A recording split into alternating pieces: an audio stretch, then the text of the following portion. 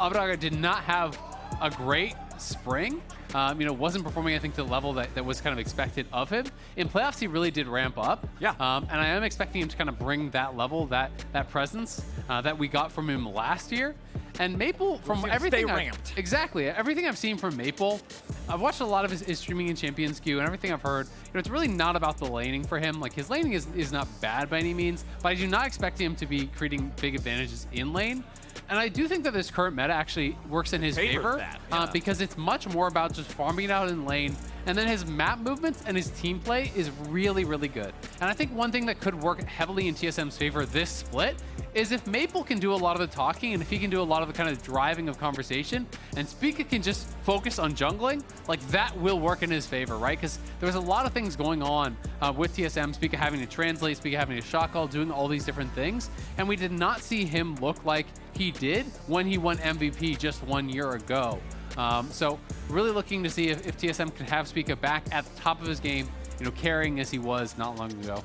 Well, with the draft starting up here, let's take a look at the bans. Kalista, Taliyah, Twitch, Viego, Senna, Zeri, all banned away. We've actually seen 3 of these all the champions banned by TSM. We've already seen so far in the game today. Huni On the Rumble? other side, the bans coming out, but yeah, Huni Rumble might be in the cards. The champion is locked in next to Karma. Over on the other side, it's Lucian picked first for 100 Thieves. We've got the Nami to go with it. We saw how strong this was in game 2, and Wukong is no slouch in the jungle. Yeah, absolutely. Wukong is so popular these days. If you watch a lot of Champions Q streams, you'll see it doesn't always get banned, but it pretty much always gets picked. It's one of those picks that's almost always going to be going towards it if it is available. So Closer are going to get a really powerful team fighter there. Of course, we'll see if TSM can kind of just survive the onslaught that is Lucian Nami. Went really bad last game, but Ezreal plus the Karma is going to have a lot better time in the 2v2. A lot of good poke if you can land that. And you also have the ability to kind of just sit back and try to just absorb that pressure, farm it up, play it a little bit more slowly.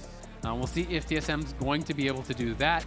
Focus now on the top lane, banning out the Ornn, which has been so popular. Yone banned out again. We saw that in the first game of the day today, that was banned away. I also think it's really smart when you've already seen that there was an AP top laner, Karma's AP, Ezreal has some mixed damage in there, so they're going to want a true physical threat, and Yone is kind of one of the premier physical damage mid laners these days. Scales really, really well. So going to be able to take that away from Maple. It's also, I think, maybe his best champion that I've seen him on. I would say his Yone and his Zoe are the two that have impressed me the most from all the games I've been watching, but he's been mixing in things like Swain also.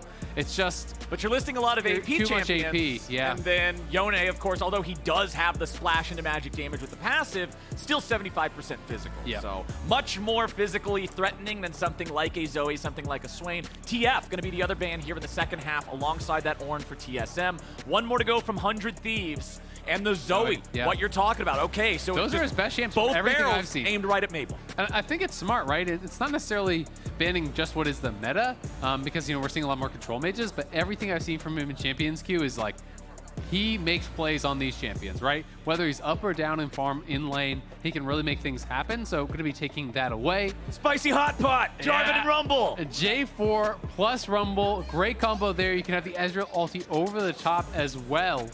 And I'm just curious, what is going to be the answer here, in mid lane?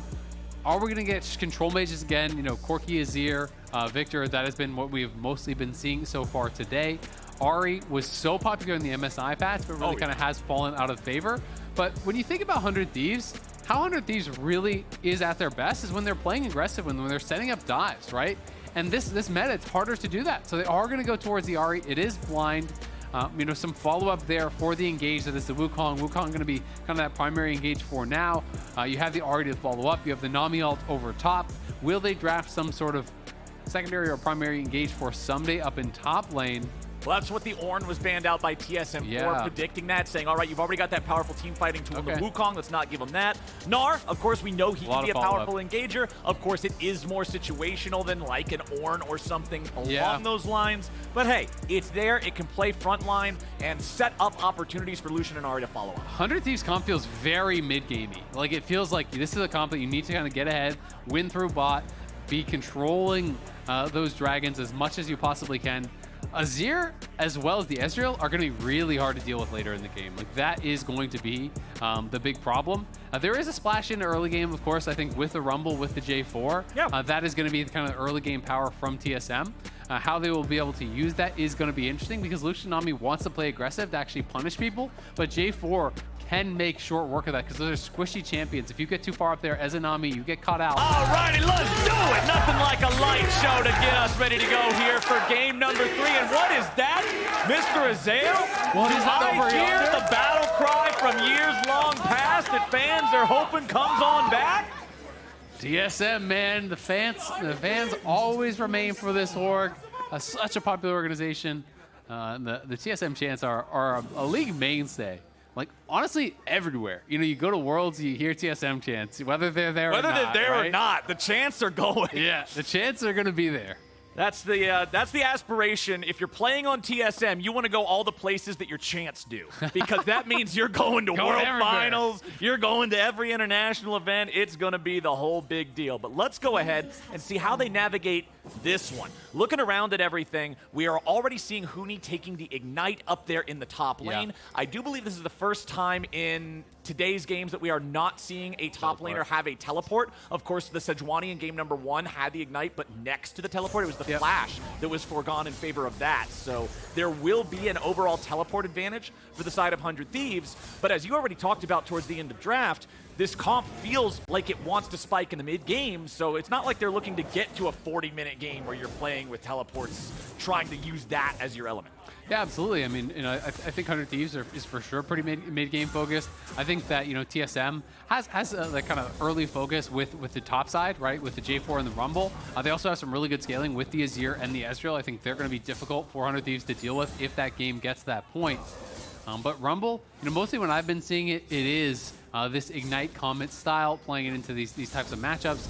You can sometimes really run them over if you're very accurate with Electro Harpoons. The slow hit confirms the Comet. You can try to whittle them down, look to bring up your jungler, you know, flash on them with the Ignite, maybe get a kill. But Ssumday obviously playing respectfully towards that. You know, he is going more defensive with the fleet footwork. It is not Conqueror, it is not Grasp, it is more about just surviving this lane. And especially, you know, talking about Rumble, talking about being able to land those harpoons, weave them around stuff. No matter what Rumble's current status in the game of League of Legends is, whether he's a 3 out of 10 champion or an 8 out of 10 champion, he always gets a +1 if Huni's playing it for me, just because of the plays we've seen this man make in the past. The amount of experience, the amount of expertise that he has on Rumble is always something you can look forward to watch, and it's always one of those things where you've got to account for the Huni clutch factor. Absolutely. I mean, I would say Rumble and GP are the two that most people point towards as, like, if Huni gets it, he might just 1v9. You know, regardless of what else is happening around him. The Huni crit. He is so good on those champions and has been for so many years. Oh, wow. Yeah, that was a nice little chunk of damage there. That was a flash, though. Like, just straight up insta-flash. Yeah, I'm actually Via shocked. wanted nothing to do with that. That seems like a little bit of nerves. Oh, but we're talking about instant plays coming out here. The turnaround. Oh. TSM gets first blood. It's going to be traded back, so we got 1 for 1. Spica looking to keep going after Closer. Flashes in, but we're going down to the bottom lane now instead. Closer dies in the mid lane. We'll have to look at the replay to see it. A double kill for Spica. The perfect timing on the counter gank there comes in. And bot side, yeah, forcing out double sums off of FBI as, you know, Mia very quick to flash away. That to me looks like a little bit of nerves, like a little bit of you know, too much kind of jitters there, getting hyphy, seeing someone going forward, just insta flashing away. But a great counter gank. And all time, Huni 23 and 12 on the Rumble. So really incredible stuff there. You know, almost that 66% win rate. Nice little chunk of damage there from Abeddage, as Maple's just trying to push this in and reset. And we'll see what Spica can get done with his lead. We can watch this one more time. Yeah, Spica already in the area. Out comes Closer, and Maple, the charm does land. It's a flash in for the charm. He flashes back towards the brush. Spica is there, lands the full combo, and then just chasing him down, flashing to follow. They know that the flash is down there for Closer. The W slow, Q to finish him off. Really well played by Spica. He's got the early Iron Spike whip plus the longsword on top. And now he's feeling good about his chances to actually win out in the duels. So just invading into Closer's jungle here, looking to stay active. Also has the refresh on the double buff. So you're going to be winning out in a lot of those 1v1s. I've always loved when Jarvan gets the kill with the Q. It feels like some sort of execution battle sequence out of Game of Thrones before Game of Thrones was bad or something. Like, it was really good. But Ssumday is going to get dove, and Huni's leading the charge. Ssumday hops back over his head. Huni gets the kill, but he'll trade his own life away for it. I'll still call that a dub for TSM because they get the assist money. Yeah. They're going to crash the wave into the turret as well. Exactly. The wave should bounce out towards Huni. It is double sums off him, though. It's important that Huni got the kill himself, because if your jungler gets the kill in that situation and the enemy top laner just TPs back and gets the XP advantage, you can really start to fall behind. Ssumday also playing for that 1v1 is a Hex Drinker. So, you know, going to be able to try to set himself up for success. It does mean he's going to be vulnerable to the J4 ganks, though, because you bought no armor and no health. So you have to keep that in mind. That being said, though, against just the Rumble, incredibly effective item, So right? good, yeah. Throughout the entire history of League of Legends, Hex Drinker has always been one of the most cost-effective, low price point items to be able to deal with a mage in a 1v1 situation, or even survive some burst in a team fight. So yeah, I mean, there's lots of magic damage from TSM. You know, Ezreal has a decent amount of magic damage mixed in. Obviously, double AP solo laners. And yes, J4 is threatening early, but J4 is not going to be like the significant portion of the damage later on. So especially you're going to be not pretty happy. Exactly. You're going to be pretty happy to have that Hex Drinker, both for the 1v1 and also later on for those 5v5s. But it does mean your Mythic is going to be very delayed. Gnar very often wants tier 2 boots here early as well. So if you go Hex Drinker and early tier 2 boots, that's going to be a long 2,500 gold there just between those. Yep. So you're stuck waiting a while. Of course, the nature of any ranged versus melee matchup, the boots and their importance are going to be very much italicized, right? Like, you've got to have this. Because if the ranged guy has them and the melee guy doesn't, melee guy can't play the game. Yep. Melee guy has him and ranged guy doesn't. Hey, ranged guy, this is a melee He's fight going to now. run you down. Yeah. Yep. So, and especially with Gnar, he depends so much on move speed. You get the hyper proc, you get the move speed bonus, the boomerang slows him down. And a lot of the way that Gnar wins out on these trades is your opponent steps forward, tries to get damage to you, and then as their trade is ending, you slow them down and you chase them down, and you're trying to return fire kind of on the back end of that trade to really even it out. Spica here up towards that top scuttle should be able to secure it, working out towards that Gore Drinker here early on. Yep, and as Spica and Closer were both walking towards this neutral area, towards this 6. crab, Closer knows he can't fight Spica. Spica got both of those kills in the mid lane. He's accelerated. Closer now about to lose his Gromp. Nice smite there. Makes sure he's able to secure it. Equalizer comes down, finds the 100 Thieves jungler. Closer going to lose half HP to that. But the important thing is he did not get picked. He did not die. Does not die.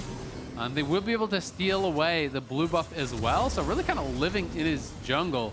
What's pretty important that Closer actually won that smite, because if he loses the Gromp too, it does start to feel pretty rough. You start really falling down in XP. But he will still have his bot side of the map to clear. Spica's just going to go back towards his red, look to grab that.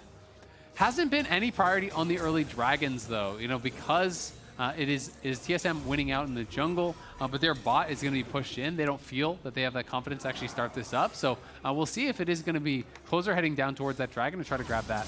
Yeah, I mean, this is more kills than the previous games had at like 25 minutes, but we're also not seeing that 5 minute and 50-second first Drake that we got in the first 2 games. It's a trade I'll take. Yeah, I will happily take that. I'll take that trade any day of the week.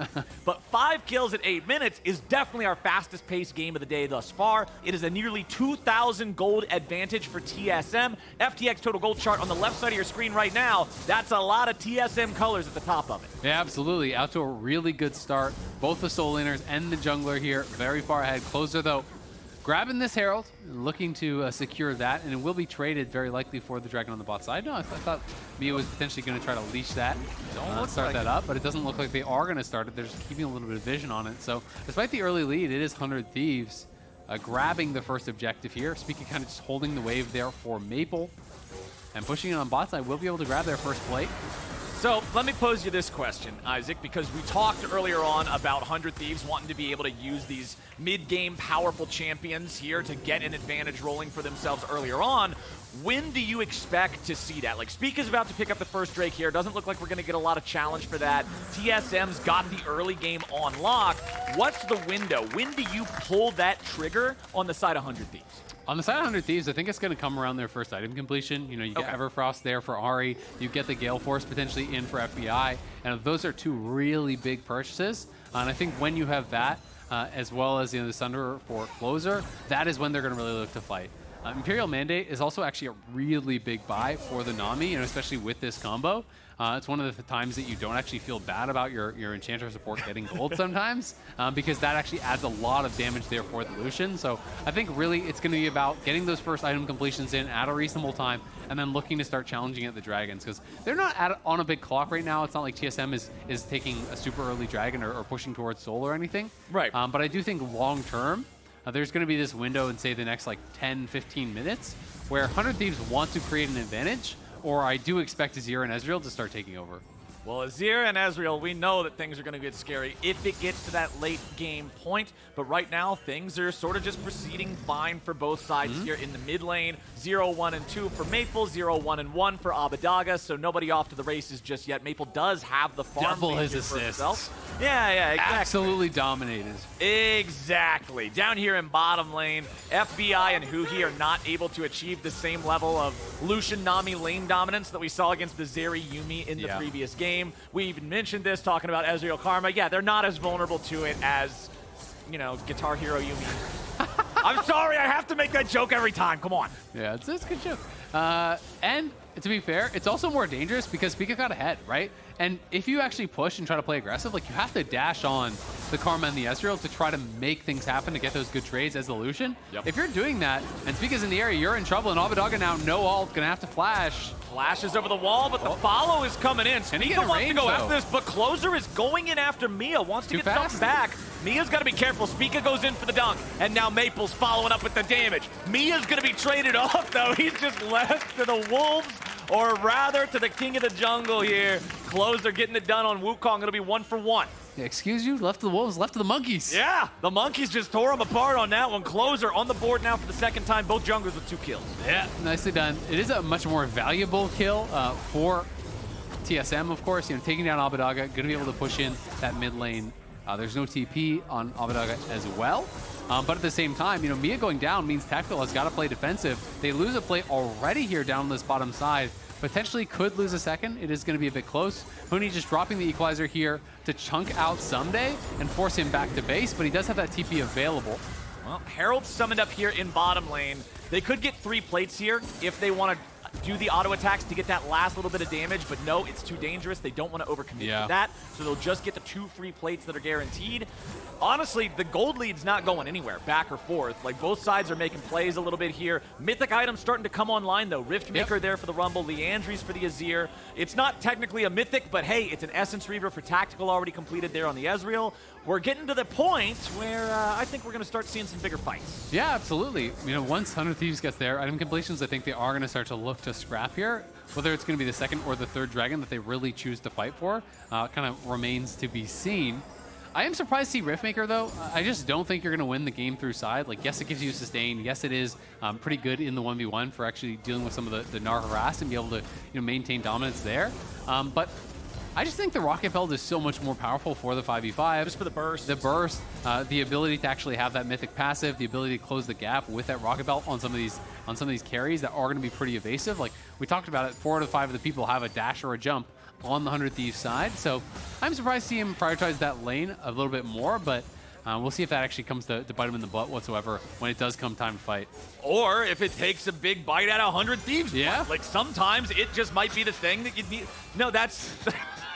Someone's butt is getting bitten here, Flowers. Somebody's eating cake.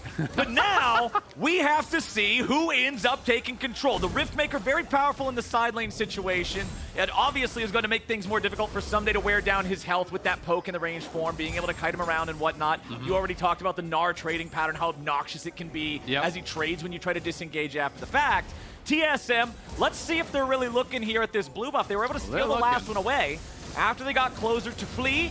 And if nothing else, they're at least going to force the blue buff onto the jungler instead of onto Abeddage, who's now going to eat some damage, dashes away there with the ulti, loses half HP, but with TSM having taken that very important cooldown from the enemy mid laner, they're sticking around to try to steal some Gromps now too. Spica smites that one away, uses the EQ combo, gets himself back into the river, and the TSM secret mission into the enemy jungle is accomplished. TSM's looking really good so far. Spica getting that early advantage, and I love that as soon as he got those first couple kills, just immediately into the enemy jungle and really hasn't stopped going back in there. You know, just taking away the ultimate there from Abbeddage, taking away the blue buff from him by making closers secure it, steals away another Gromp. He's up on farm, has really done a good job actually having some strong presence early on here in the game. And TSM, as a result, have a pretty significant advantage. And without the Everfrost being done, I mean, maybe it's going to get completed right now, but I do think it's going to be TSM's Dragon. I don't think they're going to actually look to fight with Ahri having no ult, with no ult on Lucian. So they're going to give this this one up, and we're going to probably look towards that third Dragon. I'm expecting 400 Thieves to really try to contest, but TSM extending their advantage. And hey, this is the consequences of having the early game be more PvP focused instead of objective focused. In either of the previous games, we'd be closer to third Dragon right now. That would be closer to giving away Soul Point. But since it's only 2 Drakes, since that first one was taken so slowly, there's still breathing time here for 100 Thieves. Now, if the next one just goes away for free, now we might start having to ask some questions. But it looks like Closer and Ssumday, they're going to make sure they get the second Rift Herald just like they got the first one. Remember, they got the 2 plate value in bottom lane of that. Abbeddage's got no ulti. It's about to come back up. Cooldown is almost ready, but it's not quite there. Gets it just in time to get away. Spica flashing back around. They're about to crash the wave into the turret. Abbedage sidestepping away from everything. Tactical has not gone back in enough, and there he finally shifts in and grabs the kill. Okay, they got the job done, let's be honest. That was wacky. That was not the cleanest dive there. Somebody put some yakety sack music on some that. clear miscommunication. As Spica's holding the turret aggro, but Tactical could just gone in and autoed him, but he's still fishing for Qs because I don't think he realized that he wasn't going to be the one to get aggro. The flash as well from Spica, flashing forward after using all the abilities. I don't know if he was trying to drop turret aggro there or what was going on. A little bit wacky, but TSM do get the job done. They lose their tower mid for it. All's okay. All's okay that ends okay. Yeah. Still a 2,500 gold lead for TSM, which still feels really good for this squad. 16.5 minutes into the game, so we're still far away from having something big like Baron to fight over. But right around the time that he would be spawning is also when we're going to get our third Drake, and I expect that to be our next major battle. And you just look at mid lane now, and that's becoming pretty concerning, right? You know, Ahri is actually very far down. The Ahri's down 45 CS plus the kill. And she doesn't scale into a monster. No, nothing like the Azir is going to. Ahri is more in pro, generally kind of like more utility unless you're way ahead. Because you usually go Everfrost and Azonias, that's kind of the most common. And people just try to like CC people up, lock them down. Of course, you can do damage, and if you're way ahead, then you can go more aggressive, go Shadow Flame, etc., and try to 100-0 people. But Abbeddage is going to be playing from way behind, and this is going to be a tough situation for him as a result. And I mean, even just the build, like you're talking about Shadow Flame, the thing that I've always heard people talk about with that item is, hey, yeah, Shadow Flame can be good if you're already building Spell Pen boots, if you're building one of the Spell Pen mythics. Neither one of those. That's true. We're 0 for 2. We're 0 for 2, so it is looking like more of a utility-based approach, and Abbedage sitting on 0 and 3 right now, not having the ideal game. We'll see how well he can recover that as 100 Thieves tries to make more plays. They're bringing a whole crew down here bottom. Maple with the flash away, but Abbedage is now in a bad spot himself, down to 20% HP. Nami wave's going to make sure TSM can't chase any further, but Spica's still looking. Abbedage gets himself out, but 100 Thieves sends 4 men bottom and gets not a whole lot for it. Maple's flash, but nothing more. Yeah, they're going to lose a wave mid here for sure. Tactical going to be able to push that in. Of course, Huni being matched by Ssumday, so not much of an advantage to really be gained up there. Trying to evade, see if the Krugs are up. They are, of course, down. But we'll claim a little bit of vision. We'll get more minions denied and more tower damage down here mid. Going to force out the TP as well from Abbedage. But he's just been having his resources taxed very heavily. It feels like he's almost always with no ultimate, with no flash, and now going to go right for him. Equalizer drop down, True Shot Barrage hits him, but a nice Everfrost is going to keep Huni locked in a bad place. He tries to get away, but Closer knows how to spin to win. TSM gets too hyphy, and Huni pays the price. Yeah, Huni getting way too aggressive there, you know, trying to pull off this dive. It felt like because he made the roam, he really wanted to force something, knowing that Ssumday's working away on that tower up on the top side. But, you know, trying to dive between these towers here, he pulls turret aggro. Yes, you're going to get charmed up. Yes, there's going to be the CC to follow. So he has to flash out. It's tough. Everfrost is such a powerful item. Like, you can just throw it out at the guy. Even if you only hit the slow, If you're a champion that has a hard CC already in your kit, hey, you're chain CCing him yourself. Look at me, I'm the setup and the execution. Everfrost, balanced item. It's a self-alley-oop, man. Yeah, it's a great item. Off the backboard to himself. Set yourself up for the alley-oop dunk. Everfrost allows them to be able to deny those kinds of plays. Huni walking up on that one was obviously not great for TSM, but he will have the ulti ready to go in time for the Hextech Drake, and that is important. This will be sole point if TSM can get it. TSM still at about a 3,000 almost gold lead. Almost at 20 minutes here as well, which means if either team gets a really good team fight and just 5-0 aces the other side, it could be a Baron afterwards. Oh yeah, I mean, especially for TSM, Azir shreds that thing so fast. Already 2 items, Demonic plus Leandry's double burn seems to be the kind of the new wave for Azir. I've been seeing this a lot. He is going area, of course, as well. Tactical already on 2 items too, so the carry's much stronger right now for TSM. Of course, Closer on the other side, he is a major threat, and Ssumday has the Gnar bar prepped, so it's going to be about the engage. If they can find that perfect engage, they can win out in this fight, but Closer is getting chunked down here. Okay, we've got the Drake at 3K. Gnar bar resetting, proc. losing patience. Closer goes in. Maple's going to be caught, but he throws the ride on back. Shut down over to Abbeddage. Ssumday doesn't get a whole lot, but the equalizer is dropped down, and now he's going to be killed. Spica trapped in his own cataclysm. 1-for-1 trade so far, mid laner for top laner. But the Drake went away 100 Thieves, and that was their goal here. Yeah, that was massive, being able to get that dragon. Are they going to try to threaten the Baron? They're pinging towards it. Yeah, they're going. They don't have their Azir, but they do have TP when he's available. This is risky. I mean, Spica is so low, but they're just going to get right on it. And the Hex Gates are there, so you can see them coming out on the map. 100 Thieves trying to rush out, using those Hex Gates to get up here. Not certain that they know exactly what's going on, but they will see it now. Spica has such low health. Closer tries to go forward. Spica still having the smite. Does not panic. Smite for healing. Maple's back in now. He's ready to go in the pit. TP coming in from Ssumday. TSM looking to burn the Drake, and they got it. Closer looks to flash in, but he ain't going to get nothing. Baron Nashor going over to Spica. Shut down onto Closer's going to be traded back here. It's Huni and Mia dead for Closer. The fight goes to 100 Thieves, but the Baron sits in the pocket of 3 TSM players. Yeah, pretty good for TSM. They go -1 kill, but they do get the Baron, and they keep both their important carries alive here, so they should be able to wave clear. Maple going to check that brush, not caught face checking. They will lose the tower off the back end of this, so the initial power play will not be big. You can see the FTX gold advantage down to 2.7K there at this point. But TSM, as their players respawn, should be able to get out on the map and try to collect some of this gold. You can see the Hex Gates were a big deal, getting him out here in time. Closer trying to come in, but it's the turn from TSM, pushing Closer back, denying any sort of a chance of him to get in there and steal it. Tactical and Huni just turn right on him. Then the TP comes in from the Azir.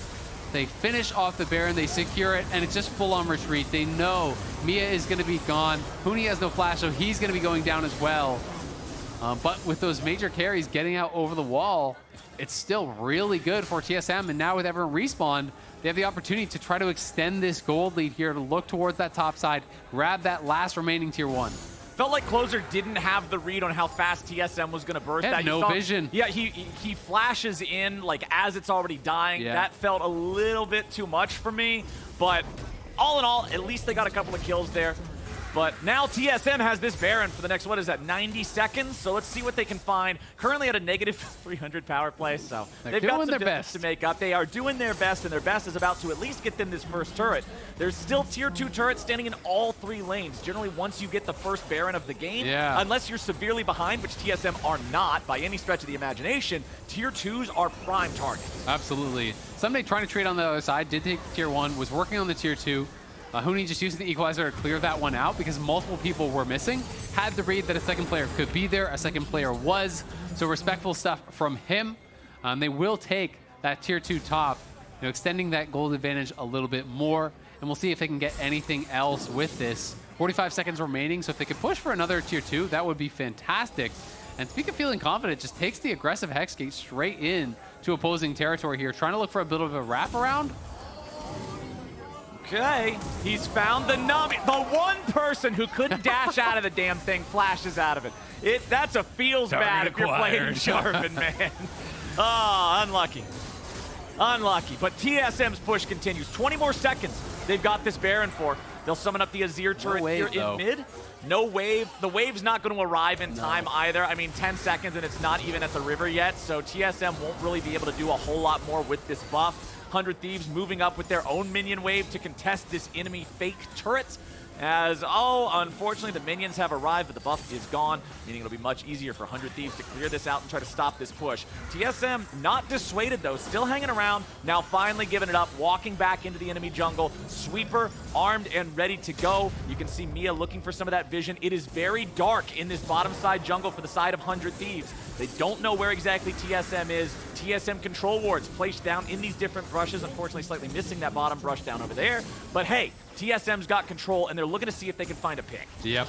Just trying to set up. Tactical's just looking to bait. He's like, maybe my E's on cooldown. Come over here. Maybe Spica's hiding in the brush. So playing this out well. I like that they're controlling the vision in this area.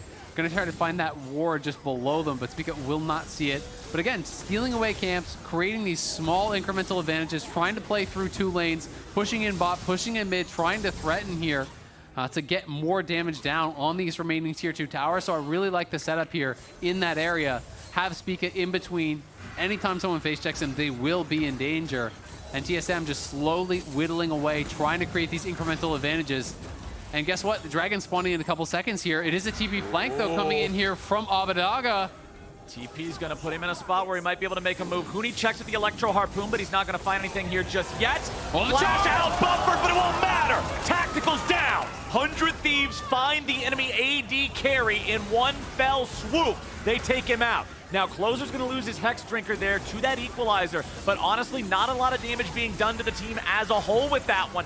And with it down, and Ssumday's Gnar bar charged, 100 Thieves is still in a pretty good spot. The big thing, they got to be careful with Closer. He's below half, now he's going in over the wall. Ssumday looks to make the move, but the Dragon's going to be secured by Closer. Ssumday now stuck in the Cataclysm. 100 Thieves, they lose a man, but they take the objective. It'll be a 1-for-1 trade with a +1 Drake to 100 Thieves. The 100 Thieves grabbing those dragons here really, really big, winning out back-to-back times there. That charm from Abbeddage was a big-time play there, catching Tactical. He had the E buffer in, but just gets tagged. Abbeddage on the flank here. The charm just tags him, and that's one you should have been able to react to. That was max range. It was not a flash in your face or anything like that. As soon as he gets tagged with it, no hesitation from 100 Thieves. In they go. Closer bursts him out. The Equalizer softens people up, and they know there's no ultimate on Wukong. So they say, hey, maybe we can actually stay around because most of the ultimates are missing. I was really kind of interested by this choice, though, from Maple. I thought he was just going to use the ulti for a disengage. Instead, he just scoops in the Gnar. They look to burst him down. It does cost him his flash as he has to kind of retreat back there. Yeah. But at the same time, at least trading that kill. I mean, this is a very squishy Gnar. He's on the Maw plus the Triforce, so not a lot of HP in the build whatsoever. Does mean you are very, very susceptible to getting burst down.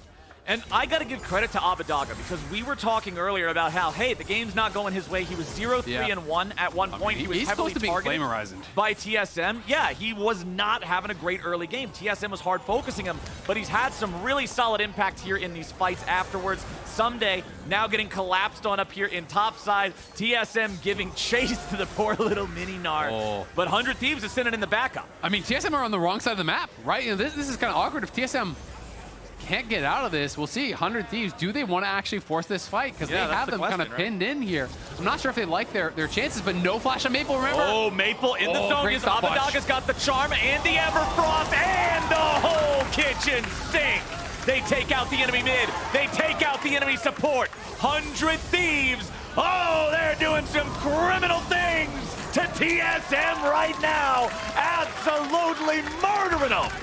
Oh, they're going to keep chasing as well. Abbeddage going over the wall here for Spica. Spica trapped inside the Cataclysm here with the enemy mid laner. Over the wall comes Huhi to back them up. Enemy jungler down. 100 Thieves. They get 4 kills for nothing, and they're going to take the Baron too. Oh, this is huge for 100 Thieves here. Huhi even flashing the wall to help him out there. As TSM way overcommitted for what was a pick that they were trying to go here on Ssumday.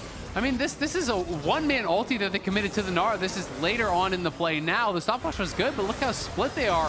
Maple, the bubble was perfectly timed. The charm follows up there as well. Closer's in on top. He just goes down in a hurry. and then everyone piling in. Mia bursts down. Tactical trying to play this out.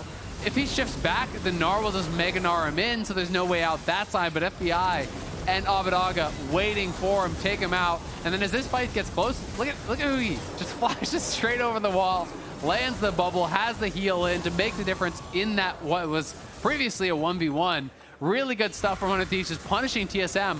Wow. Wrong side of the map. And 0 damage from Maple. Taken down before he was able to do anything. TSM, aka Team Save Maple, is a North American organization who was unfortunately unable to preserve their mid laner in the jungle, leading to a massive swing in tempo for 100 Thieves, who are now firmly in the driver's seat, my friend. Yeah, absolutely. They are looking good. Still great scaling for TSM, but I mean, they were heavily in the lead for a lot of this game. It's been back-to-back dragons going 100 Thieves' way, and now this swing is really, really big. As TSM, just overcommitting to try to kill Ssumday, aren't able to even pick him off. Everyone from 100 Thieves collapses on them because they're on the wrong side of the map. And you lose all those kills, you lose the Baron. The gold lead's going to start going pretty heavily in the favor of 100 Thieves. You can see FTX gold advantage now 1K up. They were down, what, 3K, 3.5K earlier? Yep. They were down over 3,000 gold. Now with the tier 2s being picked up, if this one in mid lane falls, which I believe it should, Closer empowering the minions to allow that to happen just from the cannon by itself. Ssumday will step forward. There's your nearly 2,000 gold lead. And 100 Thieves has had an awesome defense here in the mid game. Yeah. The deck was truly stacked against them. TSM had a great lead, but they've played it so well. They've stopped back-to-back Drakes. They're now even on that count. The next one's going to spawn here in 20 seconds. They've taken out all the tier 2 turrets from the TSM side. The gold lead is now 3,000 for them. Yeah, that's a massive swing. And they have Dragon Prowl, right? There's not really any way in here. For TSM, they have no vision. Like, you look at this whole area on the map because they've been pushed in. That's their vision line right there, right? That's as far as they can see. They have nothing else in the entire area. So that's going to be given over. Despite the first 2 dragons going to TSM, it's going to be Soul Point first for 100 Thieves. Abbeddage went from 0-3-1 to 3-3-7. After the early game ended and the larger skirmishes began, roundabout when you were talking about 100 Thieves looking to make plays, their mid laner went 3-0-6 in that time period. I mean, he's got the death cap now. Like, he's right back in there. The gold is going to be pretty even 10 stacks on that Dark Seal. So if he wants, you could go Mage Eyes at that point. Get the book. Yeah, get the book if you're feeling confident, man. Because Maple was looking like he was going to be running away with this, but it has been Abbeddage making those bigger plays.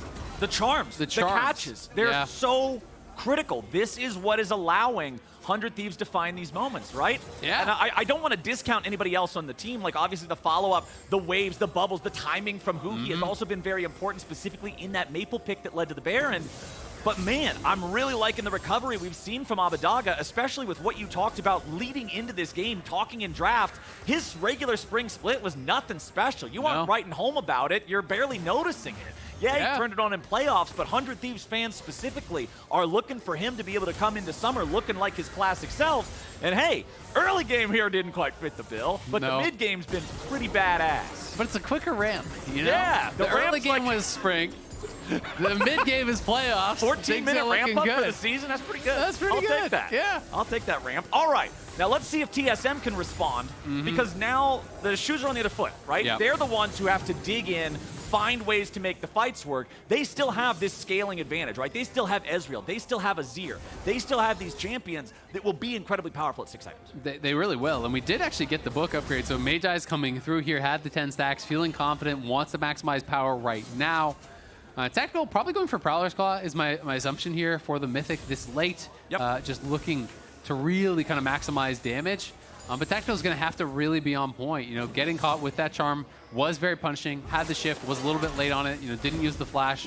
That's really where it felt like the game started to turn. Yep. Because TSM, you know, had those early 2 dragons, really wanted to play for Soul, but it's 33 minutes in, they're still 2 dragons away.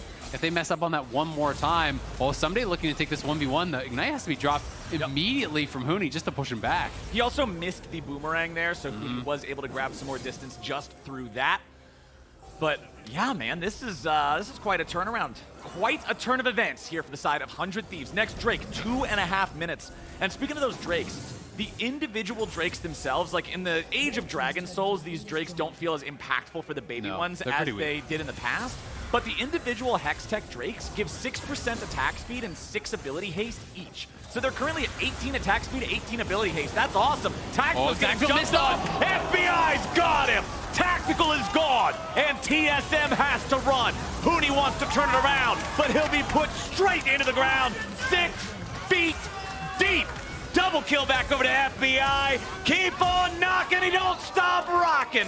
Me is the next one to go, MIA indeed. Ssumday takes him out, 4-0. Thieves are marching down mid. And look at those respawn timers, 40 seconds on Huni here. Maple gonna try to do his best to thin waves. So we'll see if 100 Thieves wants to play for double inhib or if they're gonna look for the end. TP coming in mid. Ssumday is moving to join the team. It looks like they're going to try to push for the end here. It's up to Maple. Tactical's not up for 15 seconds. Can he even clear the wave? This is a torpedo sent straight towards mid lane, courtesy of 100 Thieves. Maple goes in. Tactical alive in 5 seconds. Maple's dead in 2. Ace for the side of 100 Thieves. Game for the side of 100 Thieves. Man, that game really turned up very fast for 100 Thieves. Look at the grin. Do you see the grin on his face? He knows he just turned that game around. He knows he was 0-3 and he ended the game like a true Chad. Yeah, man. 100 Thieves man, that was good. Getting a good win for themselves. Those picks on Tactical,